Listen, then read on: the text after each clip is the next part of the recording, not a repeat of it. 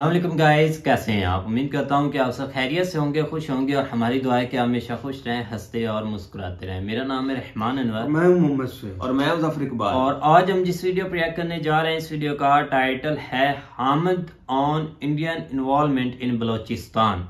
तो देखते हैं वीडियो। तो अगर वीडियो पसंद आए तो लाइक सब्सक्राइब जरूर कीजिएगा और कमेंट में अपनी राय का इज़हार जरूर कीजिएगा। तो करते हैं वीडियो स्टार्ट। तो मैं हूं कमर शीमा और दोस्तों, जिस तरह के आप देख रहे हैं मेरे साथ मौजूद हैं बैरिस्टर हामिद पशानी साहब।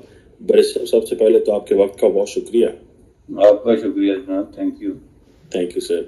बैरिस्टर, पाकिस्तान के अंदर एक नई बात चल पड़ी है और पाकिस्तान में मुख्तलिफ सियासी जमातों की जो second tier third tier leadership है, उन्होंने एक सेमिनार्स की सीरीज शुरू कर दी है, री इमेजिनिंग पाकिस्तान, जिसमें वो ये बात कर रहे हैं कि पाकिस्तान की जो मिलिट्री इस्टेब्लिशमेंट है और पाकिस्तान की ये जो सियासी जमातें हैं, इनके पास कोई सोल्यूशन नहीं है। पाकिस्तान का सियासी जमातें जो हैं वो फैमिली लिमिटेड पार्टीज तक हैं और इस्टेब्लिशमेंट जो है वो एक सिक्योरिटी नैरेटिव के उर्द गिर्द ही सारे मुल्क को पिछले 75 साल से चला रही है। इस सिलसिले में बलोचिस्तान में एक सेमिनार हुआ जिसमें बलोचिस्तान के साबिक चीफ कह रहा हूँ वज़ीर आला थे असलम गईसानी, उन्होंने ये कहा कि मैं अपनी एस्टैब्लिशमेंट को ये बताना चाहता हूँ कि बलूचिस्तान में भारत की कोई इन्वॉल्वमेंट नहीं है, हम किसी को यहाँ पे इन्वॉल्व होने देते हैं और ये हमें सिक्योरिटी का नैरेटिव लेके डराया जाता है, धमकाया जाता है। और उसने कहा कि मैं इतना जो है वो अल्लाह से मैं कम डरता हूँ और मैं पाक फौज से ज्यादा डरता हूँ। तो ये जो चीजें हैं, और उन्होंने कहा कि मुल्क के अंदर टोटल जो सोशल कॉन्ट्रैक्ट है उसको सिक्योरिटी से निकाल के वेलफेयर की तरफ लेके जाना चाहिए, otherwise things will not be good for the people. How do you see this reimagining Pakistan? या आप समझते हैं कि ये बस सेमिनार की हद तक की बात होगी, या आप समझते हैं कि ये मूवमेंट भी पकड़ी जा सकती है और इस तरह की बातों का मेन स्ट्रीम पे आना? जी सर। इसमें बुनियादी तौर पे तो ये लगता तो सेमिनार की हद तक ही है। उसकी वजह यह है कि इसमें जो लोग इन्वॉल्व हैं वो मुख्तलिफ जो पावर पॉलिटिक्स की पार्टीज हैं उनका हिस्सा हैं और उनका बड़ा वाइटल किस्म का हिस्सा है।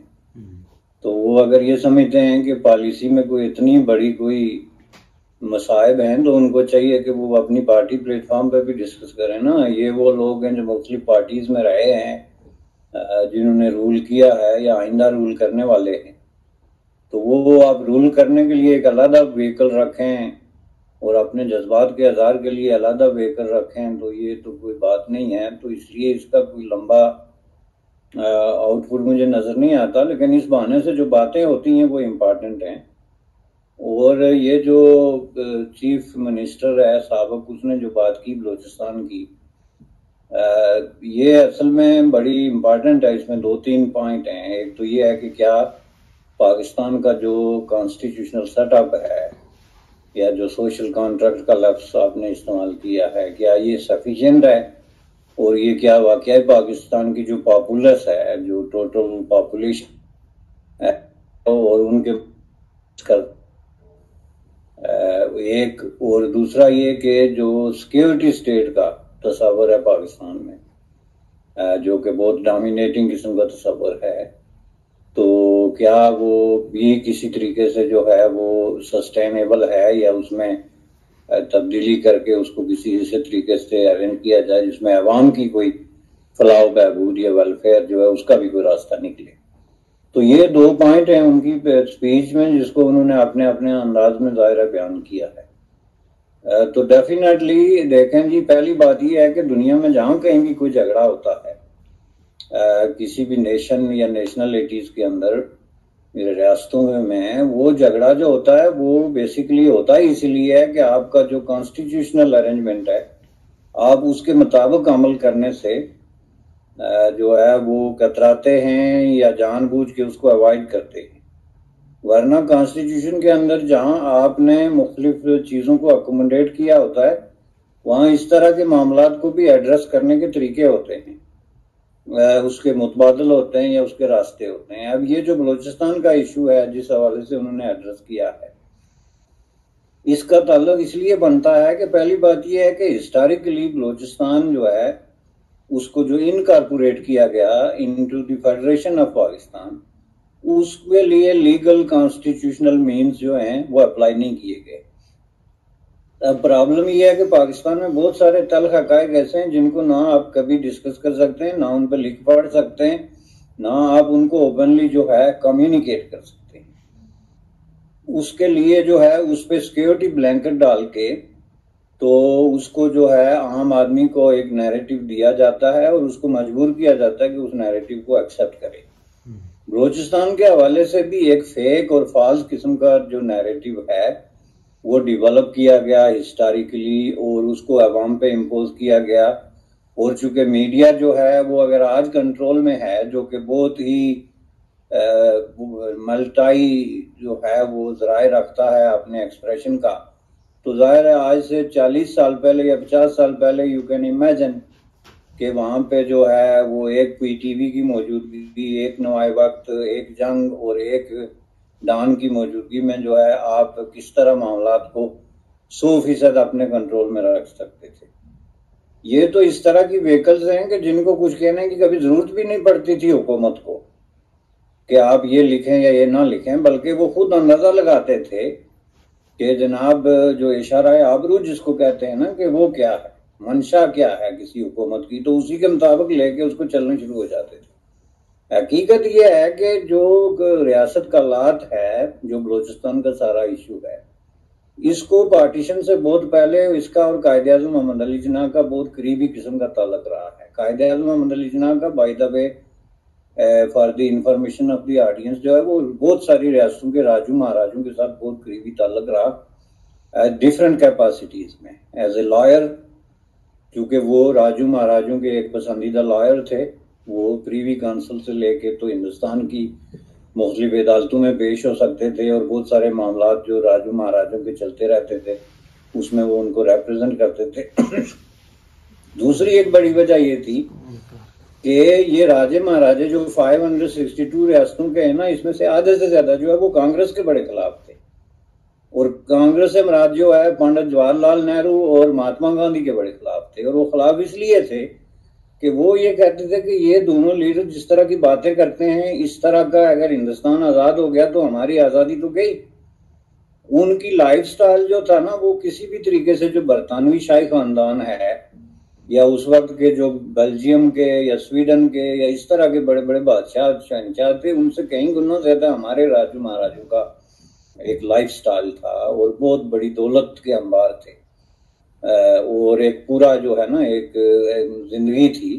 तो जाहिर है वो इस पे गौर करते थे, चूंकि बेशतर जो है उनकी अपनी जाती जायदादें थी। फॉर एग्जांपल हमारा जो महाराजा था कश्मीर, जो श्रीनगर, जो हमारा महाराजा हरि सिंह, ये जो स्टेट थी ये बेसिकली महाराजा गुलाब सिंह ने पैसे दे के और अपनी स्ट्रगल के जरिए और मुख्तलिफ तरीकों से इसको बिल्डअप किया हुआ था। तो वो इसको एक जाती चीज समझते थे कि इसमें हमारा पर्सनल इंटरेस्ट है। फिर ये बहुत सारी स्टेट्स जो थी इंडियन सब कॉन्टिनेंट में, उसमें कहीं एक जागीरें थी जो वाकई उनकी अपनी जागीरें थी जो उन्होंने जबरदस्ती कब्जा किया या खरीदी या जो भी है।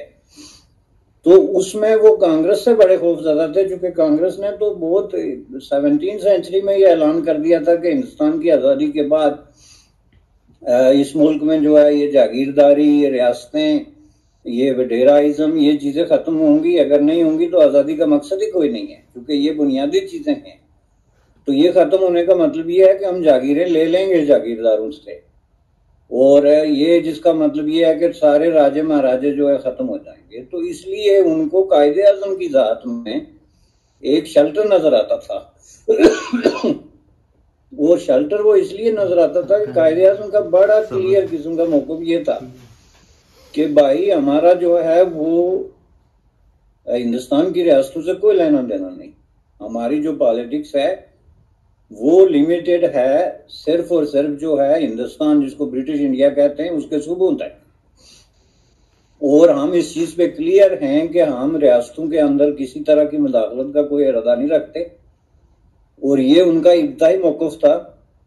बाद में जब हालात तब्दील होने शुरू हो गए और ये एक चीज क्लियर हो गई कि नहीं जी, रियासतों को तो फैसले करने पड़ेंगे कि हम हिंदुस्तान के साथ जा रहे हैं या पाकिस्तान के साथ, तो उस वक्त कायद-ए-आज़म ने ये स्टैंड लिया कि जनाब ये रियासतें अगर हमारे साथ आई तो हम इनके अंदरूनी निज़ाम को नहीं छेड़ेंगे। ये अब कायद-ए-आज़म की कोई तकरीर, तहरीर, जाती गुफ्तगू उठा के देख लें, कहीं राजू महाराजू से उन्होंने खुल के ये पॉलिसी स्टेटमेंट दी कि अगर आप हमारे साथ आते हैं तो हम आपको नहीं छेड़ेंगे, जिसके नतीजे में बहुत सारी ऐसी रियासतें थी, मसलन रियासत बावलपुर है, रियासत सवात है, रियासत कलात है, ये सिंध के अंदर छोटी छोटी 3-4 रियासतें थी, इनको सबको ये गारंटी कायद-ए-आज़म ने पर्सनली दी थी कि जनाब आप पाकिस्तान की फेडरेशन में आ रहे हैं तो हम आपके निज़ाम से कुछ नहीं करते। यही वजह है कि आपकी जो रियासत स्वात थी 1975 तक उसका वो पुराना स्टेटस, वो पूरा सोशो इकोनॉमिक लीगल सिस्टम उनका वो जिरगों वाला, वो सारा कुछ 1975 तक जारी था। बल्कि उसके बाद भी कुछ अरसे तक जो है वो ज़िया के दौर में और कुछ इस तरह आके वो मुकम्मल उसका खात्मा हुआ। इस तरह बावलपुर रियासत उस वक्त तक रियासत थी जब तक आपने 1 यूनिट डिक्लेयर किया। तो 1 यूनिट डिक्लेयर करने में ज़ाहिर रियासत भी डिक्लेयर हो गई उसके अंदर। तो बाद में जब आपने रिवाइव किया तो रियासत उसमें गायब हो गई। लेकिन रियासत बावलपुर से जो रिटन अरेंजमेंट थी, जो एग्रीमेंट था इंस्ट्रूमेंट ऑफ एक्सेशन का, वो ये था कि रियासत बावलपुर इंडिपेंडेंट रियासत होगी, हम इसके मामलात में नहीं मदाखलत करेंगे। बिल्कुल यही चीज जो है रियासत कलात की थी, जिसको आज हम बलोचिस्तान कहते हैं। तो रियासत कलात का तो खुसूसी तौर पे जो है कायद-ए-आज़म से ताल्लुक था। एक तो उनके बहुत सारे केसेस थे और दूसरा वो शुरू से कायद-ए-आज़म के साथ एक ताल्लुक था, आना जाना था कायद-ए-आज़म का वहां पे। और वो जो कहते हैं ना कि वहां के हुक्मरान ने कायद-ए-आज़म को सोने में तोला था, ये बात भी बिल्कुल दुरुस्त थी। और कायद-ए-आज़म ने कभी उनको नहीं कहा कि आप पाकिस्तान में शामिल हो, क्योंकि कायद-ए-आज़म की एक पॉलिसी थी। और वो हिंदुस्तान में जब आप एक तकसीम की बात करते हैं तो दूसरी की तकसीम नहीं रोक सकते कि हिंदुस्तान में सिर्फ एक ही रियासत बनेगी। उसमें कायद-ए-आज़म ये कहते कि यहाँ 100 रियासत भी बनती है तो बनती रहे, इसमें हमारा क्या जाता है। रियासतें बनने से नुकसान हिंदुस्तान का होता है, पाकिस्तान का नहीं होता, क्योंकि पाकिस्तान की तो कोई रियासत नहीं थी। तो इस हिसाब से उन्होंने ये उनको कुछ नहीं कहा, जिसकी वजह से रियासत कलात ने पाकिस्तान के साथ स्टैंड स्टिल एग्रीमेंट साइन किया था, जो लोगों को नहीं पता। स्टैंड स्टिल एग्रीमेंट के बाद खुद कायद-ए-आज़म ने जब हालात तब्दील होने शुरू हुए, और हालात क्यों तब्दील हुए कि जब पटेल ने और हिंदुस्तान के दीगर हुक्मरानों ने जो है वो सारी रियासतों को किसी न किसी तरीके से हिंदुस्तान में शामिल कर लिया या शामिल होने वाली हो गई, तो उस वक्त पाकिस्तान का भी पैनिक बटन दब गया। उस पैनिक बटन की वजह से उन्होंने भी कहा कि अब जो रियासत भी किसी तरीके से हाथ आती है हाथ ले लो, जिसके नतीजे में ये कश्मीर और बलूचिस्तान के इशू खड़े हुए। कश्मीर का जो था महाराजा हरि सिंह, उसने भी स्टैंड स्टिल एग्रीमेंट साइन किया हुआ था बाकायदा, लेकिन इन्होंने बाद में कहना कश्मीर की सिचुएशन अलग है, उस पर हम बात नहीं करेंगे। लेकिन बलूचिस्तान को इन्होंने कहना शुरू कर दिया कि नहीं, ये स्टैंड स्टिल अपनी जगह है, आपकी खुद मुख्तारी भी ठीक है। एस्टेब्लिशमेंट ने उनको बताना शुरू कर दिया कि आप डिसीजन करें जी। और ये वो वक्त था जब कायद-ए-आज़म ही इररिलेवेंट होने शुरू हो गए थे पाकिस्तान की पॉलिटिक्स में। तो उनके मामलात जो है नहीं सुने जाते थे, उनकी बातें अवॉइड होती थी, और एस्टेब्लिशमेंट समझ रही थी कि कायद-ए-आज़म के बहुत सारे इकदाम जो हैं वो एंटी पाकिस्तान। इस पे आप हंसेंगे, लेकिन ये हकीकत है, मैं आपको बताता हूँ। चूंकि डॉन ने उनको ब्लैकआउट करना शुरू कर दिया था, जो उनका अपना अखबार था उसमें उनको जो है सेंसर किया गया। ये जो डॉन का एडिटर था उस वक्त इल्ताफ हुसैन, उसकी डायरी पढ़ के आप देखें, उसने खुद कहा कि पहली दफा जब जो है एक फौजी अफसर ने मुझे लिखा कि जनाब आप ये बयान नहीं छाप सकते कायद-ए-आज़म का, चूंकि इससे कंफ्यूजन पैदा होता है, तो मैं हैरान रह गया कि भाई अब ये तय करेंगे कि कायद-ए-आज़म के कौन से बयान से क्लैरिटी आती है और कौन से बयान से कंफ्यूजन है। वो उन्होंने अकलियतों के बारे में बयान दिया था जो कराची से भाग रहे थे, बड़े बड़े सेठ। तो कायद-ए-आज़म ने ये बयान दिया कि ये लोग इस मुल्क में महफूज हैं, इनको भागना नहीं चाहिए, क्योंकि कायद-ए-आज़म समझते थे कि कराची से अगर ये सेठ भाग गए तो कराची की इकोनॉमी बैठ जाएगी। यहाँ वहां पे एक बहुत बड़ी तादाद जो है वो पारसी, हिंदू या इस तरह के दूसरे जो है क्रिश्चियन और लोगों की थी। तो उन्होंने कहा जी कि कायद-ए-आज़म ने ये जो कहा कि ये मुल्क सेकुलर होगा, इसमें सब मज़ाहिब मिलजुल के रहेंगे, आपको कोई तकलीफ नहीं होगी, इससे कंफ्यूजन फैलता है, और कंफ्यूजन ये फैलता है कि लोग फिर पूछते हैं कि आपने ये मुल्क क्यों लिया था। अगर यही बात थी कि हिंदू और मुसलमान मिलजुल के रह सकते हैं तो आप वहीं रहते। तो इस बात पे जो है वो उन्होंने कायद-ए-आज़म को सेंसर किया। लेकिन ये ज़िम्नी बात है। असल बात ये है कि उन्होंने कायद-ए-आज़म से बाला जो है वो पहले कलात को अल्टीमेटम दिया। कलात ने कहा कि ठीक है जी, हम अपनी असेंबली का इजलास बुलाते हैं और उसमें डिसीजन करते हैं। वो इजलास अभी बुलाया ही नहीं गया था कि इन्होंने फौजें भेज के तो जबरदस्ती उसको जो है फेडरेशन में शामिल कर दिया, जो रैकेट पे वहां से मामला खराब हुआ। तो ये इशू कॉन्स्टिट्यूशन का नहीं है तो किसका है? क्योंकि फिर आपने जो उनको शामिल किया तो आपकी जो फेडरेशन है, जो कॉन्स्टिट्यूशनल अरेंजमेंट है, उसमें उनकी शमूलियत जो है वो उनकी मर्जी के साथ नहीं हुई।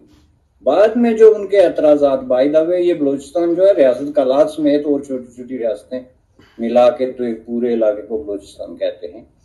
तो बाद में बलूचिस्तान ने हमेशा इसी बात को रेफर किया, क्योंकि उनको कभी जो है वो इसके कॉन्स्टिट्यूशनली जो है वो डील नहीं किया गया। यही उनके एतराजात थे जिसके नतीजे में उनके खिलाफ ताकत का इस्तेमाल किया गया। जब मुल्क में कानून और आइन की हुक्मरानी हो तो आपको कभी फौज कशी की जरूरत नहीं पड़ती, और वो फौज कशी लेफ्ट राइट फौज सिविल सब तरीकों से हुई। उसमें सिर्फ जो है वो जनरल मुशर्रफ ने अकबर बुख्ती पे बम नहीं मारे, बल्कि उसमें जुल्फकार अली भुट्टो ने भी फौज कशी की। उसमें हर दौर में बलोचों को बजाय उनसे मुज़ाकरात करने और ये सुनने के कि उनका मसला क्या है, बलूचिस्तान के अंदर ये जो आप अलायदगी की बात करते हैं उस तरीके से कभी भी अलायदगी की बात नहीं हुई। बलूचिस्तानों का जो बलोचों का असल मसला रहा वो राइट्स का मसला रहा, और वो जेन्युइन किस्म के जो उनके राइट्स थे उन पे बात करते थे, बजाय इसके कि आप उसका जवाब देते। आप फौज जो है भेजते रहे कि इनको कुछ लो। तो इसलिए राइसानी ने जो बात की है, अब इसमें सीधी सीधी बात है कि जहां कहीं भी कोई अपने हुकूक की बात करता है आप उसको फौरन इंडियन एजेंट करार दे के, हिस्टोरिकली हमने यही देखा, तो उसको आप डिस्क्रेडिट करके तो चुप करा देते हैं। जैसे आपने अभी देखा ये पख्तूनख्वा में या इस तरह के जो साथ में जो इलाके हैं उसके अंदर जो पख्तून तहरीकें हैं उनको जिस तरीके से ये जी इंडिया के एजेंट हैं, राह की काम है। तो इसकी अगर हम डिटेल में जाएं तो वो भी एक पूरा नैरेटिव है कि जहां पे आपकी अनरेस्ट होती है, मिलिटेंसी शुरू हो जाती है, खाना जंग की सूरत होती है, उसमें इंटरनेशनल एजेंसीज भी अपने मफादात के हवाले से उसमें इन होती हैं और अपने अपने गेम खेलती हैं। लेकिन ये कहना कि बलूचिस्तान में जो हुकूक की तहरीक है वो इंडिया ने शुरू की है, उसका इंडिया में आता, ये सरासर जो है बेबुनियाद बात है। और इस मामले में उसने जो राइसानी ने बात की है वो बड़ी दुरुस्त बात है। बिल्कुल, ये सबसे बड़ा पॉइंट आज रखा है हामिद साहब ने हमारे सामने। तो उन्होंने बिल्कुल ठीक बोला कि यहाँ पर कोई इंटर नहीं है किसी भी एजेंसी का।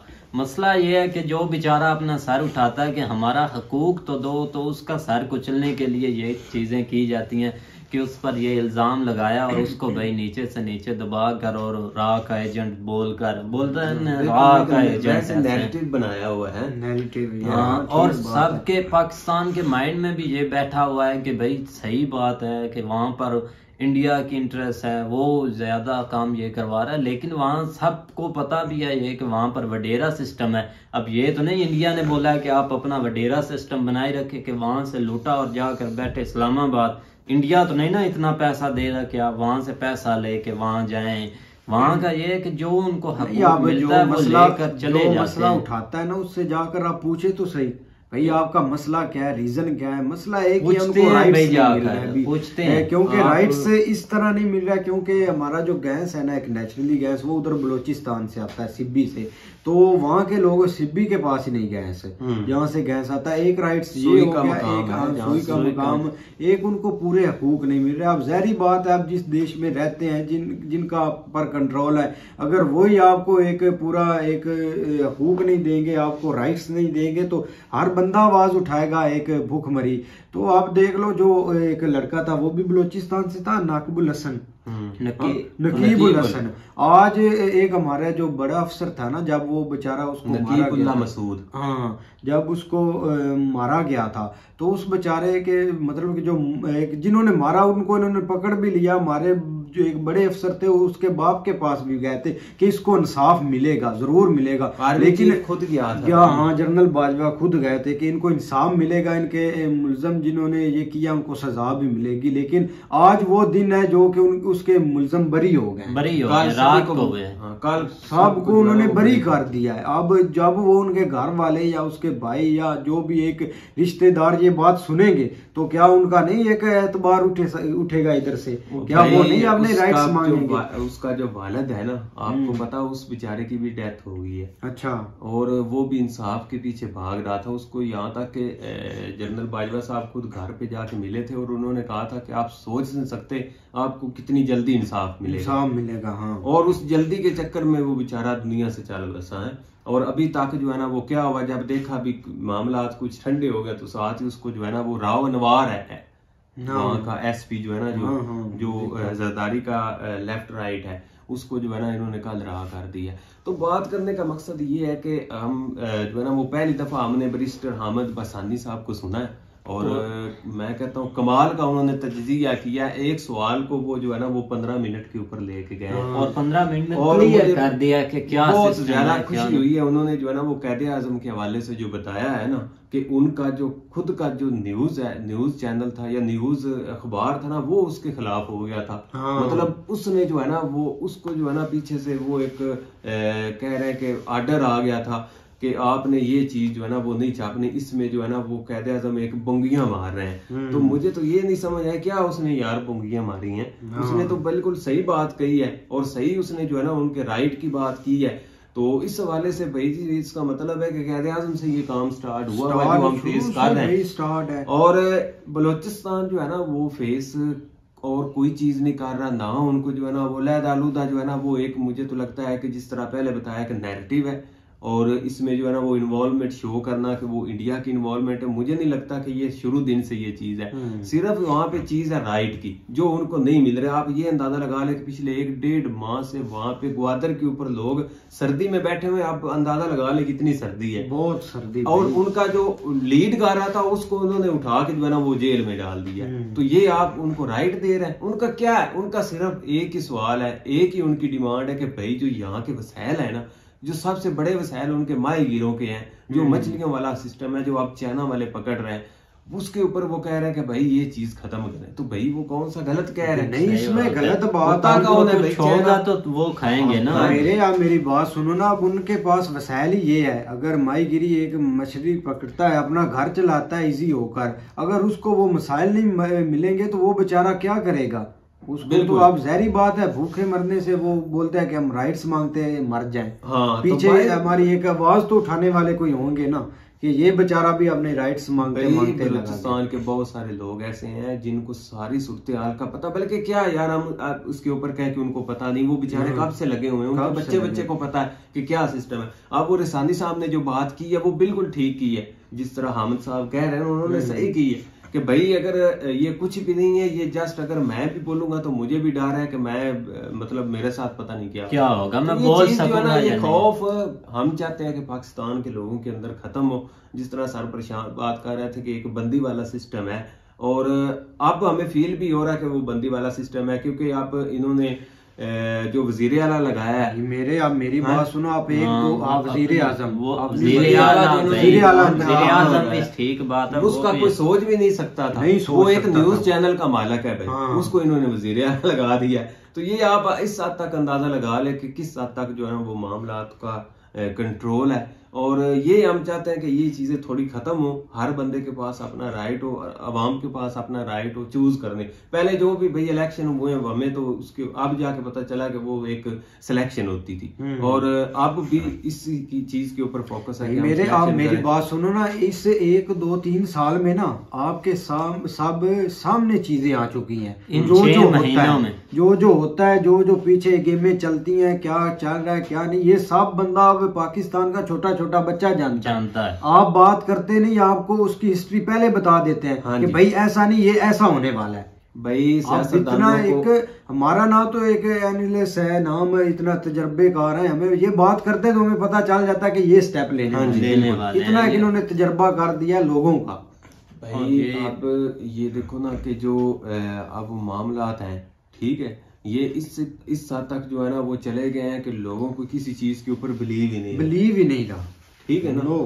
तो अब भाई जी बहुत सारे लोग कहते हैं, ठीक है, बहुत सारे लोग कहते हैं कि भाई आप क्यों नहीं निकलते, तो भाई निकलने का दिल तो करता है, लेकिन आगे से जो है भाई हमें ना बोला करो, बात जोड़ते हैं, हमारी इतनी चमड़ी नहीं, हम ये थोड़ी सी हमारे अंदर ये हिम्मत पैदा होगी कि हम यहाँ पे बैठ के थोड़ा बहुत बोल लेते हैं कि भाई ठीक है ना। बाकी हम तो चाहते हैं कि भाई ये जो सियासतदान थे ये इनको भी जो है ना वो खुद इस्तेमाल किया गया, लेकिन ये कि देखो जब ये अगर सारे इकट्ठे होकर ये खड़े हो जाए तो हो सकता है मामला बेहतर हो जाए, बिजली ना चली जाए। हम तो डर के ज्यादा वीडियो भी बनानी है, लाइट का काफी डर है भैया, ये भी हमें डर है कि भाई बिजली ना चली जाए और हम यहाँ पर बैठे ही ना रहे, भाई यहाँ तक काम पहुंच गया। चलो खैर, उम्मीद करते हैं कि आपको वीडियो पसंद आएगी। अगर पसंद आए तो लाइक सब्सक्राइब जरूर कीजिएगा और कमेंट में अपनी राय का इज़हार जरूर कीजिएगा।